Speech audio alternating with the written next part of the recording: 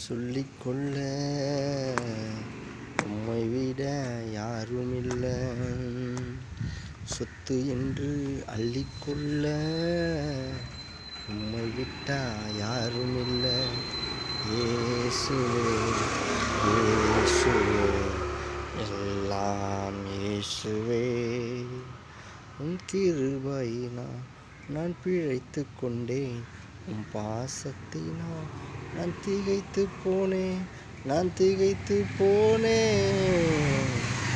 சொந்தமென்று சொல்லிக்கொள்ள உம்மை விட யாரும் இல்லை.